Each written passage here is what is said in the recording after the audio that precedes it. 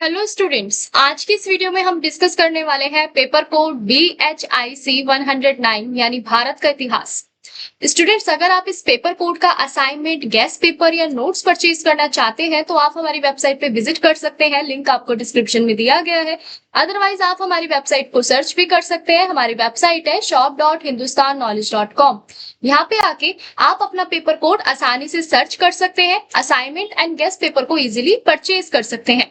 Students, इस बार हम लेकर आए हैं गेस्ट पेपर में 25 मोस्ट इंपोर्टेंट क्वेश्चन आंसर, जिनको आपने अपने एग्जाम में कवर कर लिया तो आप भी 90+ स्कोर आसानी से कर सकते हैं।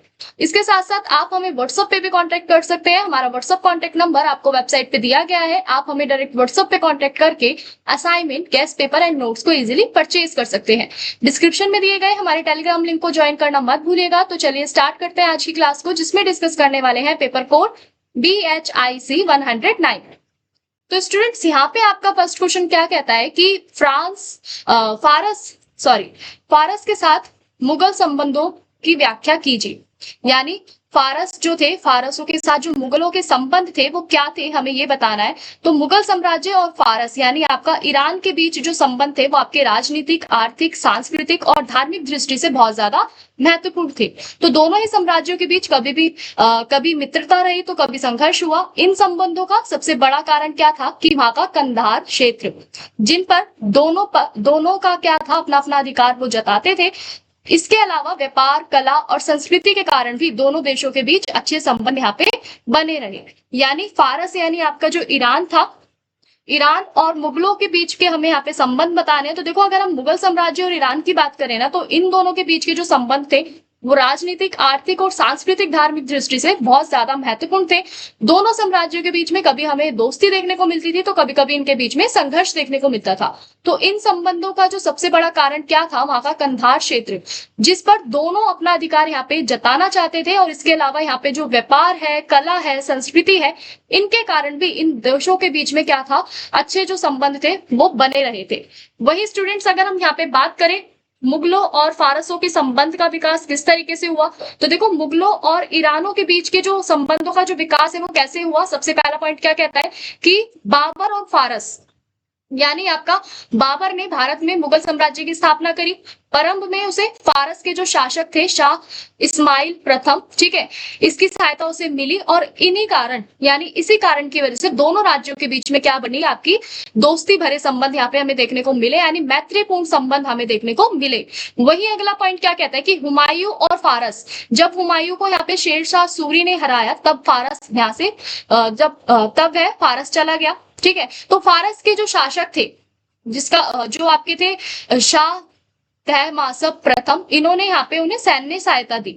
तो इस सहायता में ना हुमायूं ने दोबारा भारत पर अधिकार कर लिया और इसके बदले हुमायूं ने यहाँ पे कुछ समय के लिए कंधार जो है, कंधार को यहाँ पे फारस को यहाँ पे सौंप दिया। यानी ईरान को यहाँ पे जो कंधार क्षेत्र था वो हुमायूं ने कुछ समय के लिए यहाँ पे सौंप दिया। वही अगर हम बात करें अकबर के समय में किस तरीके से इनके संबंध जो थे वो विकसित हुए, तो देखो, अकबर के समय में जो आपका कंधार क्षेत्र था फिर से मुगल साम्राज्य को यहाँ पे मिल गया। ठीक है, उसने फारस के साथ शांतिपूर्ण संबंध बनाए रखे। दोनों राज्यों के बीच जो व्यापार है, जो संस्कृति है, इनका भी आदान प्रदान यहाँ पे बढ़ा। वही अगर हम बात करें जहांगीर के समय, तो देखो, जहांगीर जो था यहाँ पे आपका शासन काल में जो फारस के जो शासक थे, शाह अब्बास प्रथम, 1622 ईस्वी में कंधार पर इन्होंने अपना अधिकार कर लिया था। जहांगीर उसे वापस नहीं ले सका, जिससे दोनों राज्यों के जो संबंध थे ना, इनके बीच में क्या बढ़ गया, एक तनाव बढ़ गया। तो वही अगर हम बात करें शाहजहां के समय में, जो आपका कंधार क्षेत्र था और जो आपका मुगल साम्राज्य जो था और आपका साथ में जो ईरान जो था, इनके बीच में किस तरीके से संबंध देखने को मिले, तो देखो, शाहजहां की अगर हम बात करें तो शाहजहां जो थे यहाँ पे आपकी 1638 ईस्वी में कंधार पर इन्होंने फिर से कब्जा कर लिया। लेकिन 1649 में फारस ने उसे दोबारा जीत लिया यहाँ पे। और इसके बाद मुगलों ने यहाँ पे कई बार कंधार वापस लेने का प्रयास करा, परंतु उन्हें सफलता यहाँ पे नहीं मिली।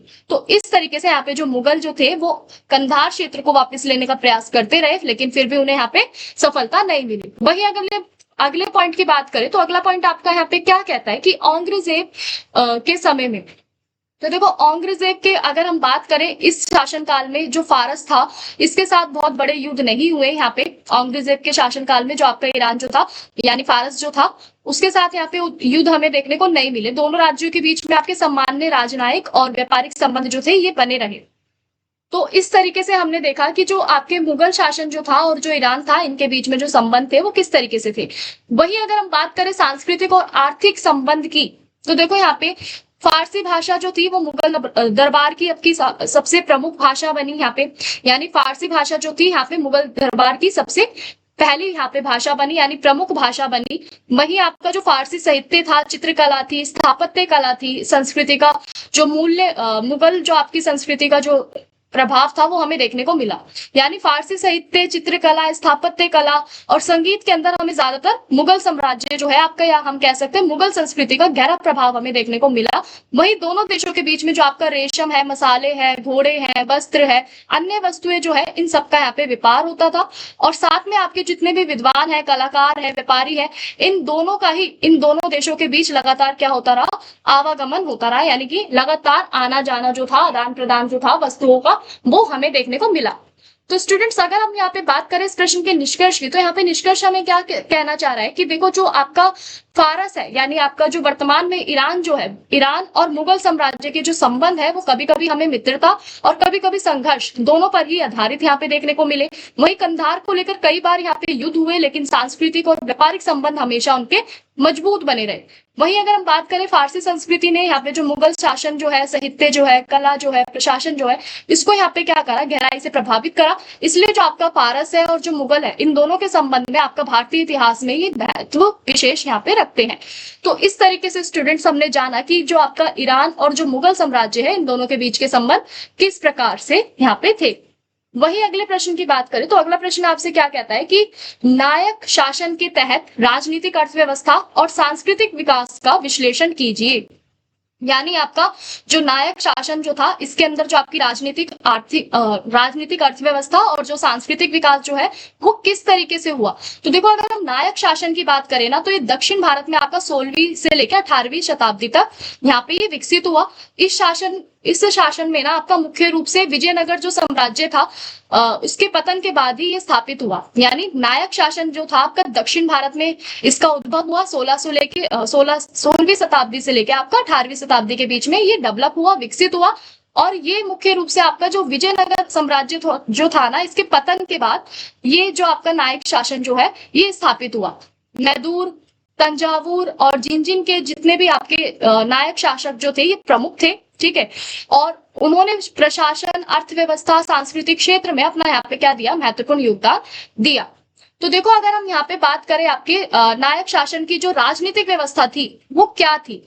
अब हम यहाँ पे समझते हैं कि नायक शासकों ने यहाँ पे किस तरीके से आपकी जो राजनीतिक व्यवस्था थी उसको किस तरीके से यहाँ पे बनाए रखा हुआ था। तो देखो नायक शासकों ने यहाँ पे अपने राज्य को कई ऐसे छोटे छोटे क्षेत्रों में बांटा गया था, जिसको यहाँ पे उन्होंने क्या नाम दे दिया, पालायाम यहाँ पे उन्होंने कह दिया। यानी जितने भी वहां के राज्य के छोटे छोटे क्षेत्र थे उसको यहाँ पे बांट दिया और उनको नाम दे दिया पालायाम।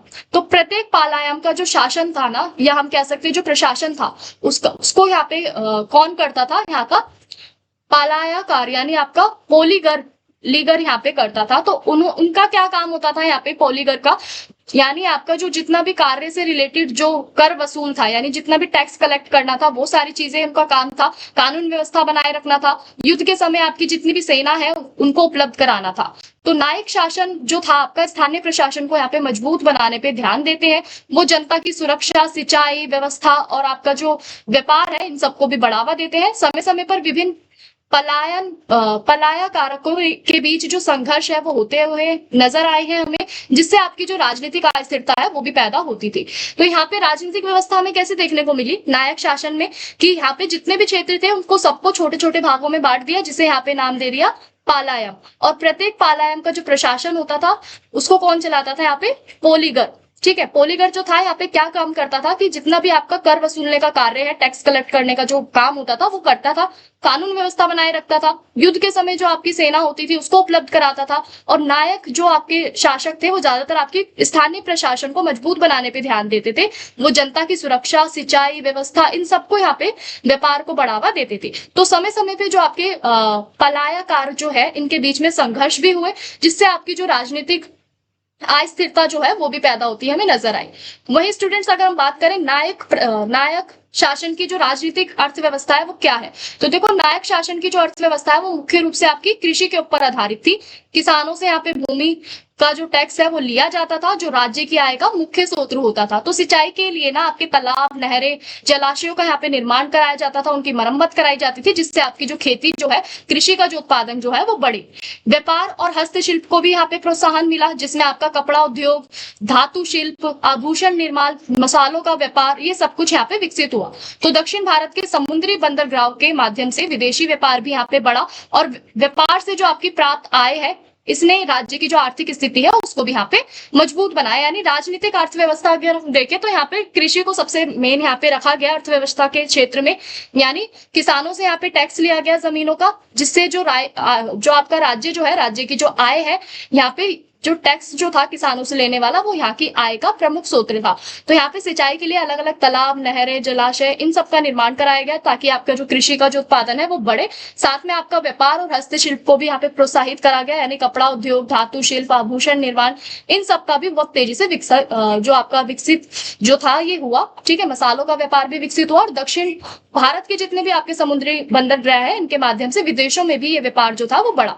वहीं अगर हम बात करें नायक शासन के समय ये आपकी जो सांस्कृतिक विकास थी वो क्या था, तो नायक शासन के समय में आपका सांस्कृतिक विकास क्या था कि नायक शासकों ने यहाँ पे कला, साहित्य, संगीत, नृत्य, वस्तुकला, इन सबका विशेष संरक्षण करा, यानी इन सबको बहुत अच्छे से बचाया। उन्होंने अनेक भव्य मंदिरों का निर्माण कराया, पुराने मंदिरों का विस्तार कराया। मंदिर केवल आपके धार्मिक स्थल नहीं थे यहाँ पे, बल्कि वहाँ पे शिक्षा, कला, सामाजिक गतिविधियों के भी प्रमुख केंद्र थे। तो अगर हम बात करें यहाँ पे तमिल, तेलुगु, सांस्कृतिक भाषाओं के साहित्यों का भी विकास हुआ। वहीं आपके कवि और विद्वानों को यहाँ पे राज्य की संरक्षण भी मिला। भरतनाट्यम, कर्नाटक संगीत, लोक कलाओं को भी यहाँ पे बढ़ावा मिला, और मंदिरों की जो भव्य गोपुरम शैली जो है और जो वहां की सुंदर मूर्ति कला जो है, ये भी यहाँ पे नायक काल की मुख्य विशेषता दिखाती है। तो इस तरीके से यहाँ पे सांस्कृतिक विकास को भी बढ़ावा हमें देखने को मिला। वही स्टूडेंट्स, अगर हम बात करें इस प्रश्न के निष्कर्ष की, तो यहाँ पे निष्कर्ष क्या कहता है कि नायक शासन ने ना दक्षिण भारत में जो आपकी राजनीतिक, आर्थिक और सांस्कृतिक विकास जो है ना, इसमें महत्वपूर्ण भूमिका निभाई। कृषि, व्यापार और सिंचाई व्यवस्था को यहाँ पे मजबूत बनाकर उन्होंने आर्थिक समृद्धि भी बढ़ाई। साथ में आपकी जो कला है, साहित्य है, संगीत है, मंदिर वस्तु कला है, इन सबको भी संरक्षण देकर भारतीय संस्कृति को यहाँ पे समृद्ध बनाया। और राजनीतिक संघर्ष भी मौजूद थे, लेकिन फिर भी नायक शासन जो था आपका दक्षिण भारत के इतिहास में एक महत्वपूर्ण और प्रभावशाली काल यहाँ पे माना जाता था। तो इस तरीके से हमने जाना कि जो आपका नायक शासन था वो किस तरीके से दक्षिण भारत में उसकी आर्थिक और राजनीतिक व्यवस्था और सांस्कृतिक जो विकास है वो किस तरीके से हुआ। अब हम बात करते हैं अगले प्रश्न की। अगला प्रश्न आपका क्या कहता है कि मुगलों के अधीन जो आपका भू राजस्व प्रशासन था, इस पे चर्चा कीजिए। तो देखो, मुगल काल में जो आपका भू राजस्व प्रशासन जो था, ये राज्य की आय का सबसे महत्वपूर्ण स्रोत था।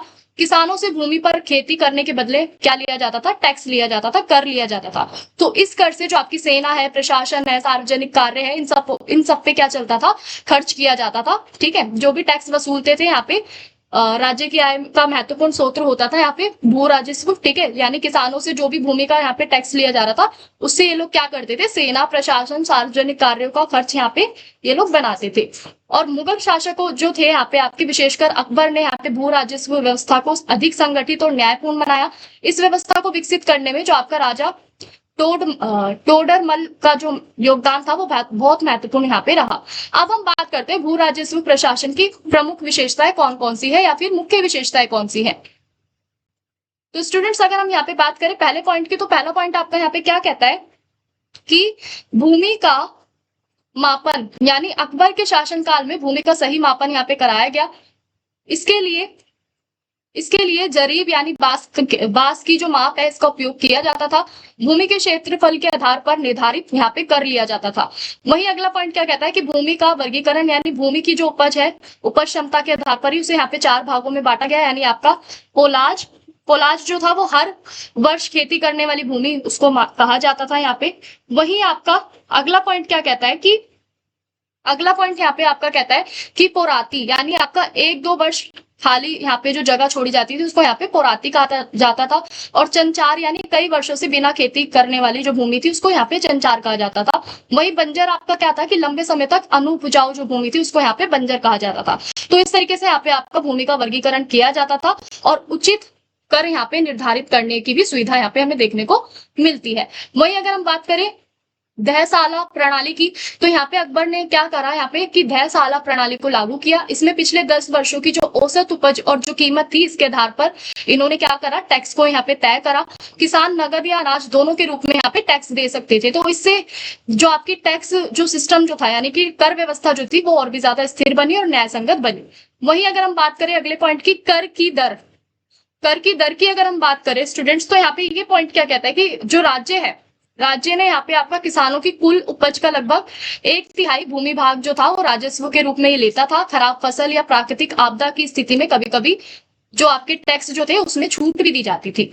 वहीं अगर हम बात करें भूमि राजस्व अधिकारी की, तो देखो भू राजस्व प्रशासन को यहाँ पे सुचारू रूप से चलाने के लिए कई अधिकारी आपके नियुक्त होते थे, जिनमें से पहला कौन था आपका दीवान की अगर बात करें तो ये पूरे राजस्व विभाग का प्रमुख होता था। वही आपका आमिल यानी किसानों से कर वसूलने वाला अधिकारी, कानूनगो यानी आपका भूमि और राजस्व का रिकॉर्ड रखने वाला अधिकारी, पटवारी किसको कहते थे कि गांव की जो जमीन होती थी, भूमि होती थी और फसलों का जो विवरण लिखता था उसे पटवारी कहते थे। वही शिकदार यानी आपका कानून व्यवस्था बनाए रखने में ये क्या करता था, सहायता करता था। अब हम बात करते हैं यहाँ पे भू राजस्व व्यवस्था का महत्व क्या है, यानी आपका जो भू राजस्व व्यवस्था थी इसका क्या महत्व था। तो देखो पहला पॉइंट क्या कहता है आपका कि राज्य को नियमित आय यहाँ पे प्राप्त होती थी, प्रशासन और सेना का खर्चा आसानी से चलता था, भूमि का रिकॉर्ड यहाँ पे रखा जाता था, सही रिकॉर्ड, कृषि उत्पादन बढ़ाने के लिए प्रयास किए गए और किसान और राज्यों के बीच में जो व्यवस्था थी वो बेहतर स्थापित हुई। वही बात करें भू राजस्व व्यवस्था की क्या कमियां थी, तो देखो कई बार ना यहाँ पे जो टैक्स की जो दर थी यहाँ पे अधिक होने की वजह से किसानों पर बोझ बढ़ जाता था। स्थानीय अधिकारी जो थे वो यहाँ पे भ्रष्टाचार करते थे, सूखा, बाढ़, अकाल के समय यहाँ पे किसानों को कठिनाइयों का सामना करना पड़ता था। वही समय पर टैक्स ना देने पर किसानों को यहाँ पे क्या देना पड़ता था, कठोर उनसे वसूली यहाँ पे की जाती थी। वही अगर हम बात करें स्टूडेंट्स इस प्रश्न के निष्कर्ष की, तो ये निष्कर्ष यहाँ पे क्या कहता है कि मुगलों के अधीन जो आपका भू राजस्व प्रशासन जो है वो भारतीय इतिहास की सबसे व्यवस्थित राजस्व व्यवस्थाओं में से एक था। विशेषकर अकबर और राजा टोडरमल के द्वारा जो भी आपके सुधारों ने यहाँ पे क्या करा, कर को यहाँ पे कर संग्रह को और अधिक प्रभावी बनाया। इसमें कुछ कमियां थी, फिर भी इस व्यवस्था ने यहाँ पे मुगल साम्राज्य को अधिक जो है आपकी आर्थिक शक्ति प्रदान करी, मजबूती दिया, ठीक है, और लंबे समय तक आपका जो शासन जो था इसको स्थिर बनाए रखने में भी महत्वपूर्ण भूमिका निभाई। तो इसी के साथ आपका ये प्रश्न समाप्त होता है। अब हम आगे बढ़ते हैं अगले प्रश्न की ओर। अगला प्रश्न क्या कहता है कि मुगलों के अधीन जो आपकी फारसी भाषा जो थी और जो साहित्य जो था इसके विकास पर संक्षेप में लिखिए। तो देखो मुगल शासन काल में फारसी भाषा को विशेष महत्व प्राप्त हुआ। मुगल शासक जो थे आपके मध्य एशिया से आए थे और वे फारसी भाषा और संस्कृति से प्रभावित थे, तो इसलिए उन्होंने यहाँ पे फारसी को यहाँ पे राजकीय भाषा बनाया। प्रशासन, न्याय, इतिहास, साहित्य और शिक्षा के अधिकांश जो कार्य थे वो फारसी में ही किए जाते थे। तो इस कारण आपका जो मुगल काल था इसमें फारसी भाषा और साहित्य इन दोनों का ही विकास जो था वो बहुत अधिक हुआ। अब हम बात करते हैं फारसी भाषा का महत्व। तो देखो मुगलों ने यहाँ पे फारसी भाषा को सरकारी भाषा के रूप में अपनाया। सभी जो सरकारी आदेश थे, न्यायालय के दस्तावेज हुआ करते थे, राजस्व अभिलेख थे, प्रशासनिक कार्य थे, ये सब किस में लिखे जाते थे, फारसी भाषा में लिखे जाते थे। इससे फारसी भाषा पूरे साम्राज्य में फैल गई और अनेक भारतीय विद्वानों ने भी फारसी सीखकर यहाँ पे इस भाषा में लेखन किया। वही आपका अगला पॉइंट क्या कहता है कि फारसी साहित्य का विकास। फारसी साहित्य के विकास की अगर हम बात करें यहाँ पे, तो मुगल काल में ना आपका मुगल काल में फारसी साहित्य ने ऊंचाइयां यहाँ पे कई ऊंचाइयां जो थी आपकी नई ऊंचाइयां प्राप्त की और इस समय में आपका इतिहास, कविता, जीवनी, दर्शन, धार्मिक ग्रंथ, यात्रा वितरण जैसी अनेक विधाओं जो थी उसमें लिखी गई, रचनाएं लिखी गई और मुगल सम्राट जो थे आपके विद्वानों और लेखकों को संरक्षण देते थे, जिससे साहित्य का जो निरंतर विकास जो था वो हुआ। वही अगर हम बात करें अकबर के समय का योगदान क्या था, तो देखो सम्राट अकबर ने यहाँ पे फारसी भाषा और साहित्य को सबसे अधिक प्रोत्साहन दिया। उसने अपने दरबार में अनेक विद्वानों को यहाँ पे स्थान दिया। अकबर ने संस्कृत के आपके कुछ ऐसे प्रसिद्ध ग्रंथ है जैसे आपका महाभारत है, रामायण है, अर्थवेद है, पंचतंत्र है, इन सब का यहाँ पे क्या करा, फारसी में अनुवाद करा यानी ट्रांसलेशन कराया। इसके बाद इससे आपका जो भारतीय और जो फारसी संस्कृति है ना, इनके बीच में एक अच्छा समन्वय जो था वो स्थापित हुआ, एक अच्छा कोऑर्डिनेशन हमें देखने को मिला। वहीं अगर हम बात करें यहाँ पे जहांगीर और शाहजहां का योगदान क्या था, तो देखो जहांगीर के समय में जो आपका आत्मकथा जो थी तुजुक ए जहांगीरी, ये लिखी गई, जो उस समय के इतिहास का महत्वपूर्ण स्रोत थी। शाहजहां के काल में आपका जो फारसी साहित्य था इसका विकास जारी रहा।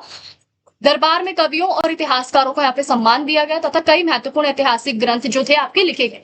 वहीं अगर हम बात करें प्रमुख लेखक और आपके ग्रंथ की, प्रमुख लेखक और ग्रंथों की अगर हम बात करें तो मुगल काल में अनेक ऐसे आपके प्रसिद्ध विद्वान थे जिन्होंने फारसी साहित्य को समृद्ध बनाया। अब्बुल फजल ने यहाँ पे आईन अकबरी और अकबरनामा की रचना की, जो मुगल प्रशासन और इतिहास के महत्वपूर्ण स्रोत थी। फैजी जो थे आपके प्रसिद्ध कवि थे जिन्होंने फारसी कविता को यहाँ पे नई पहचान दी। अब्दुल कादिर बयानुनी और आपके जितने भी मुखबर उत तवारिक जो थे, इन सब ने यहाँ पे लिखी पुस्तक, और जिसमें आपका मुगल जो इतिहास है इसका वर्णन हमें देखने को मिला। वहीं अगर हम बात करें इसके प्रभाव की, तो देखो यहाँ पे प्रभाव क्या देखने को मिला कि फारसी भाषा के विकास का भारतीय संस्कृति पे गहरा प्रभाव पड़ा। भारतीय भाषा विशेषकर आपकी उर्दू और हिंदी में अनेक फारसी शब्द शामिल हुए। प्रशासन, साहित्य और कला के क्षेत्र में फारसी का जो प्रभाव था वो लंबे समय तक यहाँ पे बना रहा। वहीं अगर हम बात करें आपके इस प्रश्न के निष्कर्ष की, तो निष्कर्ष क्या कहते हैं कि मुगल काल जो था आपका फारसी भाषा और साहित्य का स्वर्ण काल यहाँ पे माना जाता था। मुगल शासकों के संरक्षण से फारसी भाषा केवल आपका प्रशासन की भाषा ही नहीं रही, बल्कि ज्ञान, इतिहास, कविता और संस्कृति की प्रमुख भाषा बन गई। इसने भारतीय इतिहास और संस्कृति को समृद्ध किया तथा भारत की जो मिश्रित सांस्कृतिक परंपरा है इसको मजबूत बनाने में भी अपना योगदान दिया।